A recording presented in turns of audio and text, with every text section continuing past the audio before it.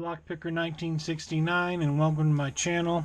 Hey, so as many of you do, progressively pinning a lock is just a kind of a rite of passage and essentially what you need to do sometimes to learn certain kinds of locks. So while I was going through and progressively pinning this DC, it's a Dorma DC 500, I was putting it back together, and when I took it apart, what I noticed was this C-clip is essentially when it's all the way closed around, it's completely a circle. It's a pain to get off and pry off of there, and frankly I was worried about if I was progressively pinning this lock multiple times and making changes, taking this C-clip on and off would be a royal pain in the butt, and I was worried about fatigue on the metal eventually breaking the clip. So I thought, okay, well, I asked a fellow lockpicker, Lady Locks, for some advice on how she handled progressively pinning this lock, and she suggested using wire, which I thought was a good idea, but then I'm like, well, wait a minute, what about using what are called O-rings? So O-rings are just simply these, which you would use to seal up, connections on pipe and so forth, but these O-rings come in multiple different sizes so they can accommodate different sized locks. So essentially I took this Dorma DC 500 and we'll put the back pipe back on there and essentially pull this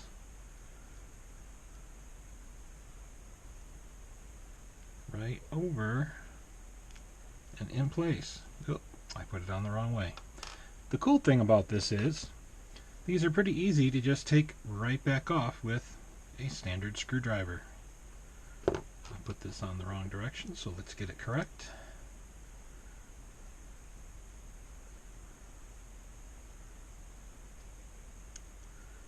And it goes right in there very nicely. And everything operates the way you would expect it to, and it holds everything together real nice. So get the key back out of here.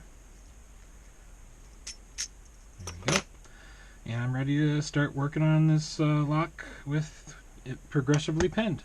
But anyways, I thought I'd share that little tip today. These are just called O-rings. I'll put a link in the description to this on Amazon. This box right here costs about 10 bucks for all of these O-rings, and for those of you that do other types of projects, then obviously you can see uses for the O-rings for other things, but I found them useful as well for when you purchase pick handles, especially for like the multi-pick dimple lock picks, and you purchase a handle covering like bare bones, for example.